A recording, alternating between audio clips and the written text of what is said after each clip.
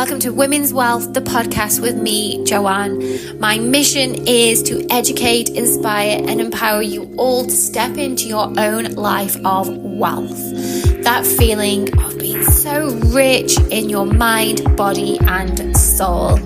I'm so happy to have you here. Let's get straight into it. Hello, wealthy community. How are you all? I'm just here to remind you to please like, subscribe, and also hit that notification button for when I upload the podcast, particularly because this week's podcast will be a part 1 and a part 2. I loved chatting to this guest so much that we covered so many topics. I was able to actually split it into 2 amazing episodes for you. So enjoy this episode. Keep your eye out for part 2 next week. Hello, and welcome to another episode of Wealth with Joanne. I'm so happy to have you here. You may notice if you're watching this on YouTube, I'm not in my usual environment. I am recording from the garden today, and it is quite pleasant as well, I must say. I've got the birds singing, and I've got a beautiful guest sat in front of me as well, joining me all the way from Australia. I'll cut that bit out. I bet you get all the time. New Zealand. I knew it was New Zealand. We've just chatted about New Zealand, and then I've just said Australia. It happens. Sorry about that. And I have Fernanda with me today. Welcome, Fernanda. How are you? Oh, thank you. And it's such a privilege to be in your podcast. So thank you. Thank you. Thank you for joining. And, I just wanted to say something. When you said Australia instead of New Zealand, I'm Portuguese by birth. Ah, okay. And being in Portugal, right next to Spain, most people will say, oh, Portugal is part of Spain. No, no. So I was just thinking, because there is a little bit of tension. New Zealanders like to, see themselves slightly different from us. So and this is so funny, but it's making jest, and which is. I have a friend from New Zealand. So I know about when he will say that I'm from Australia. Yeah, I don't know why. I've just asked you. You're in New Zealand. I've just said it myself. Anyway, so I'm just going to share with everyone this quote from your website, and then let's dive in. You can share about yourself. And this really stood out to me, obviously, when I was having a little read. And she is a scientist by training, an artist at heart, and a Reiki master in her soul. And I've just said this to you. I love that so much. That is an amazing summary of somebody who I'm sure we're going to find out is equally as amazing. So tell me a little bit about that and how, where that comes from, and share a little bit about yourself before we get into the nitty-gritty. Okay, thank you, Joanne. It's quite interesting. Look, being the eldest daughter of a reasonably traditional Portuguese family, I was expected to do everything well and to be a doctor or an architect or scientist. I could not be what I wanted to be. I wanted to be an archaeologist, but no. Being an archaeologist, it's not honorable because it's just a hobby. So by hook or by crook, and with a lot of tension with my dad, I ended up being in science. And I was quite good at science, but there was always something missing within the way in which I did things. So over the years, of course, you progress, you do.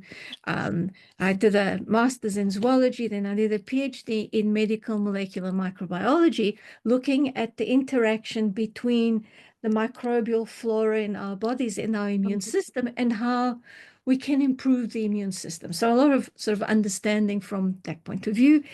And then I ended up working with a big pharmaceutical company that sponsored some work globally. And this can sound controversial. We didn't have to abide to what they wanted to say. They sponsored work to be funding work in South Africa on the cure for TB and drugs for TB. So this was called Glaxo Wellcome Action TB. And largely because in South Africa, where I lived at the time, it was in TB was rife. It still is rife. And then on top of AIDS, so life got complicated. So, but just to sort of kind of backtrack a bit. So I was raised in Portugal, but then my dad, being an engineer, ended up in South Africa with a dam sort of building site that his firm was involved in. And I went to the University of Cape Town, where I did most of my degrees and worked with this group and Glaxo Wellcome. And then my boss at the time went back to the USA. And because we had such global connections, I was invited to come to New Zealand. So it wasn't planned, it was kind of fate. And Yeah. and it was quite a traumatic period as well, because it was at a time when things in South Africa were getting very complicated in terms of the political situation, and it was untenable. You could see that the apartheid regime was just not going to be lasting. And so it was gloriously exciting to see Mandela released. And he was a very special person. Not everyone within the ANC was as honorable and as special as he was, but he was. And life was complicated for everyone. And this was why, my boss ended up going to the US and I sort of came out here. There was a lot of pressure. I felt awful in South Africa, and it's going to sound strange, but that we had so much and there were so many people that had so little. It's very Yeah. difficult because we saw it. We saw it. Yeah. And as much as you helped, there was just not enough to help because the gaps are so big. And when I came here to New Zealand, all of that pressure kind of lifted off. And that was because we didn't have to see, what we saw in the hospitals, the poverty we saw in the streets, the beggars.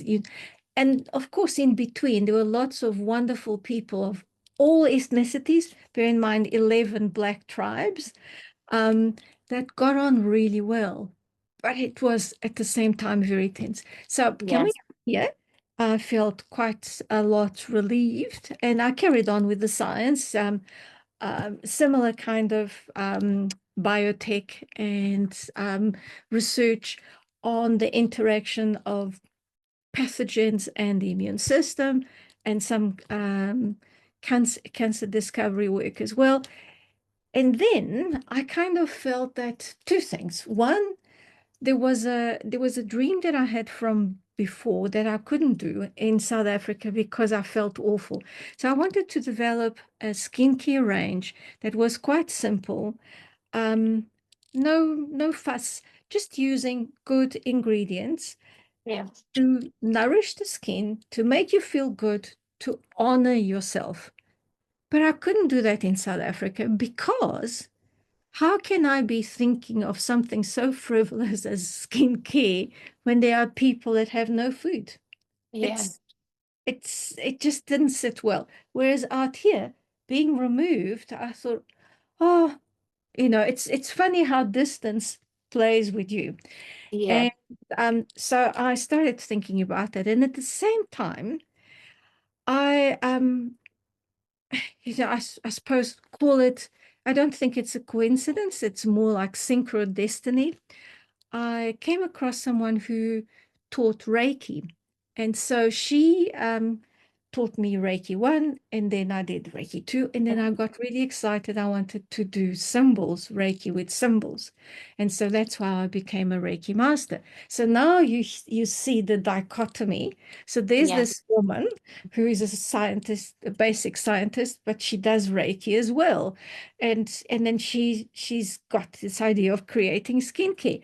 And people were saying to me, oh, and it's, how can you do, these things together? And I'm thinking, why not? I mean, Yeah. we should be able to do what we shouldn't be restricted by the boxes that society dictates. You need to be Yes. a doctor or an architect or a technician or an engineer. surely you can do things in your own way. And it it was an interesting journey because at the same time as I'm saying, I want to liberate myself from these constraints, they weigh on me as well because they sort of, they gnaw. So Yeah. I've had to work through all of those just to feel free to say, yes, this is what I would like to do. And hence coming the artist, because one of the things that for me, I recognize I've been digging in the sand all my life. So even though I've been a scientist, I've been an archaeologist. The way I approach my science, the way I approach skincare is very different from what you would see normally. Like for instance, in skincare, you'll see the marketeers say, splash it on, splash it on. Why do you splash it on? Because they want you to buy more, so they sell more. And I'm thinking, this is nuts, absolutely nuts, because the more you sell, the more you waste. So we're now Mm. cutting trees, we're using more plants, we're using more containers, the landfills are growing. Why? Do we feel any better? And people just slap things on. How about thinking of skincare in a slow manner, just like there was a movement in the 80s about slow foods, the opposite of fast food. So Yeah. just enjoy what you have. You don't have to have a huge meal, but enjoy, recognize, be grateful, Yeah. and be cognizant of all the ingredients that you put into your products, just as much as you do when you put into a pot for something that you're going to eat. Because your skin, in as much as it's a barrier, it's also very much a semi-permeable barrier. So things do get in, do accumulate. And this was quite interesting because at the time, there were a number of studies that were coming out of potential association of breast cancer and the use of underarm deodorant, the aluminium containing. Yeah, I don't use it anymore at all. Yeah, it's actually quite incredible. So it's very Yeah. difficult to repeat the studies, and this Yeah. is where the conflicts arise. But the evidence at the time was quite compelling. And to be quite honest, you can see that, when you are rubbing something under your arm, and because the pore size of your skin is wider than the size of the aluminium complexes, you can actually see them dropping in. Yeah. It's I am just interrupting this transmission to bring you a little bit of Chihuahua and to remind you, and Dorothy wants to remind you, to please like and subscribe. So if you're finding yourself coming to my channel often, if you like what you hear, like what you see, every single like, every single subscription really, really means the world to me. I am planting this podcast seed, YouTube seed, with my bare hands from scratch. At the moment, that I am the editor, the creator, the director, the presenter. So every single little bit of support really means the world to me. It means that I can get on some more amazing guests, grow my podcast, grow my little YouTube studio, so that I can bring more of what you like to hear. So thank you, and yeah, get back to the episode. quite whether or not they will travel, because what the studies were showing is that they will travel in your bloodstream and they will settle in the reproductive organs, since hence the mammary glands and Yeah. the ovaries and the testes, or then uterus and prostates. So you potentially, it's quite valid. So it's, if you don't need it, don't use it. Yeah. Or if you can use less, why use more? Yeah. Um, and so, but at the same time, when I launched my skincare range, I was saying to people, you don't need 6 or 7 products. You just need a few. Yeah. Oh, no, no, no, no. My skin is oily. I can't use the same thing for a dry skin. Actually, that is so ridiculous, because nowadays we've got the scientific evidence that shows that ingredients that are good as anti-aging agents are equally good to regulate sebaceous gland production. Yeah. So I wasn't wrong at all. But I'm going against the stream, if you see what I mean. Yeah. And then it's Yeah. like I'm a salmon, Yeah. to swim upstream and the water is coming gushing over. Then with the Reiki, what I did implicitly for me, when I do something, I Reiki what I do. If I go into a meeting and I feel slightly uncomfortable, I do a Reiki bubble. I've got a Yeah. Reiki bubble around me. Um, People say, oh, that's just placebo. Well, that's absolutely fine if that's what you want to believe. But our Yeah. mind is awfully, Yeah. awfully powerful. And if you believe that you're going to die, guess what? You will die. Yeah. You Yeah. believe you're going to live, you will. Yeah.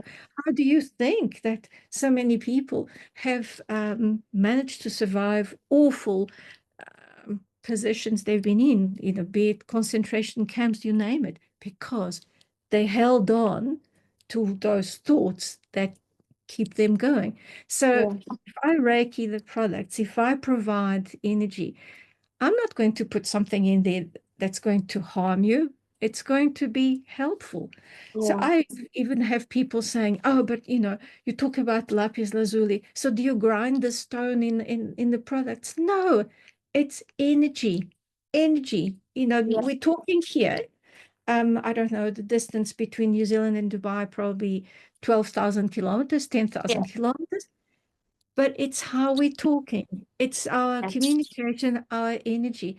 It doesn't mean to say that we would have a better conversation being in the same place. Probably we would, but it's the fact that we are connecting on an energetic level that makes us feel good. And Yeah. so that's me in a nutshell, someone who wants to do things a different way. Not because I want to be different, not one because I want to be a Kardashian or an Angelina Jolie or you name it, just because I'd love people to appreciate the fact that we live in a precious planet. Yeah. We should not waste it because it's not us. I'll be in a box in a few years, but our future generations have to contend with the mess. Yeah. And why are we doing this? We should be a little bit more responsible. Is it that much work to take 5 minutes to look after yourself properly, Yeah. um, to honor who you are? And then Yeah. in honoring who you are, you honor those around you. And yeah, but somehow it's a difficult message. So when I saw your podcast, I thought, oh, amazing. We've touched on all sorts of things. It comes down to self-love. It Yes. comes Yeah. down to empowerment, to Yeah. be to being honest. Yeah. It's sometimes hard to be honest. Um, I mean, you being English, you've been brought up with being polite. Being Portuguese, we call a spade a spade. Yes, yeah, that is very British. That we're like, yes, thank you, and then we go home and we're like, oh my God. It's funny you should say that actually. My friend who she's British, she also lives in Dubai. She had her hair done yesterday at the hairdresser's and sent me a message because she got home and didn't like her hair and was panicking about complaining about the hair to the hairdresser. And we did have a full conversation and I was like, you just need to tell her. And that's exactly what you've just, I was like, stop being, you do it in a polite way that you've got home and under the lights. And we were coming up with all of these different scenarios that, you know, however, in Portugal, you probably would say, no, you need to fix it. Yeah, absolutely. I don't like this. I mean, and the thing is, if you don't have the respect to be frank and honest with someone, you're actually betraying yourself. Yeah. Yeah. And but on the other hand, I'll tell you something else where for me, I do the reverse. People sometimes feel it's their right to say to you, oh, you're looking terrible today. How are you going to feel? Even if you don't feel terrible, do you think you're going to feel better? No. So that for me is a no-no. Yeah. I once bit someone's head off. This male colleague said to me, "Oh, you're looking so tired," and I wasn't, and I felt, how dare you just coming to me, not knowing what I've been through, just to say that. Yeah. Whereas if you say to someone, "Oh, Joanne, you're looking fantastic. What will you do?" You smile. And the Yeah. minute you smile, you release endorphins. And when Yeah. you release endorphins, you relax. So Yeah. isn't that a better way of willing someone to feel better? So that's Yeah. the only time where I purposely will say, "You look good," Yeah. because it's like my willingness to say, "Come on, you're Yes. good." Yeah. And is there a Roald Dahl quote? I'm probably going to get this wrong without having it in front of me. But something about having pretty thoughts or good thoughts, and if you have Um, good thoughts, they show through yes, your face. I can't get it yes, exactly right, and yes, it's in a yes. Roald Dahl book, and I see that pop up so many times, and I do think that you're exactly right, and it's not just good thoughts about other people, but good thoughts about yourself, and everything that you've just touched on as well, the way that you love yourself, the way that you're looking after yourself, down to the products and the things that you're putting on your skin and into your bodies, everything shines through. So making simple switches and just reflecting on, just going back to the deodorant, the aluminium, that, can you live without that? Can you show your body that love, and taking that away in order to possibly prevent some kind of illness? And Yeah. even just little switches like that I've made over the past few years, where now my beauty drawer has gone from being Yeah. a full size Oh, drawer to just a little area now, that because I know that, right, I don't use deodorant. I don't really, and I also found, you might be able to tell me if this is a true thing, but the longer I've not worn it, the less I feel like I actually need it. There is no smell. I'll occasionally get sticky because obviously I live in Dubai and it's hot, but yes, I'll just yes. go home, I'll wash, but there's no smell. And I'm a yoga teacher as well. So I'll come home and I'm like, I And you feel like feel, I feel it, but then I'm like, oh, I don't smell it. yes, but you probably are actually, you're manifesting something else. You probably have a very balanced life. So often Mm. when you have physiologically sort of unusual changes, you get a pH change on the surface of your skin. And the bacteria, and they're called Corynebacterium, that live Yeah. especially in these areas that are a bit more tucked in, they just thrive. They just thrive. Okay. So, but if you well hydrated, you tend to be I mean, it's uh, even yoga teachers probably still get stressed every now and then. I Yes. mean, Yeah. I do yoga as well, but I mean, I Yeah. don't teach. I just go to a yoga class. But I can see that sometimes there's stressful moments, but you try and balance those, Yeah. and having a normal, what's normal, but a Yeah. balanced diet, you regulate how you perspire and how the bacterial flora Okay. respond on your skin. Equally, the other thing that's also very important for people to understand, we live in a society, especially Western world, and not the rest of the world. The Western world has this intensive, excessive desire to wash and clean the whole time. And yes, it's good because you don't want to smell, I understand. But at the same time, you don't have to clean yourself to the extent where you're sterilizing your skin. Different story when you go into surgery. You want to make sure your No. skin is sterile. Okay, I give you that, no problem. And the reason why is all the bacterial flora on our skin, it's not just there to colonize and to regulate our pH, they're actually stimulating our glands and our sebaceous components in the dermal area. And the right balance of sebaceous control is because they're responding to what the microorganisms are doing.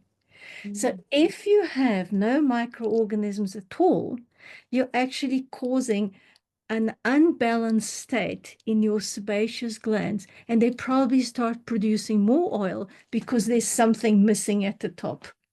The overcompensating. I guess that applies then to your face, because now I don't use half as many products on my face. Well, hardly any now. I used to have the eye cream, the dark spot Yes. cream, the night cream, day cream, all of the creams, all of the serums. And now, because I have completely cut back, I use beef tallow. I use a couple of serums that are just, so I'll use the I can never say it. You meaning hyaluronic acid. Yeah, Hyaluronic acid, yes, you that's know it. that is amazing, an amazing ingredient. Yeah, Okay. so I use that, my beef tallow, and that's it. And obviously an SPF, but mineral SPF now as well. Yeah. And again, my skin is better than when I used to, and I've never really been a big makeup wearer. But I was big. My friends used to say, you should have a YouTube channel with all your skincare, because I was marketer's dream. I would buy it. So I'm like, oh yeah, I'll buy it. It does that. So Right. I would have this Yes. huge collection. And now it's bare minimum, and I'll mix essential oils in there, depending on what, a bit of Yes. frankincense, geranium, and that's it. And my skin's And never been better.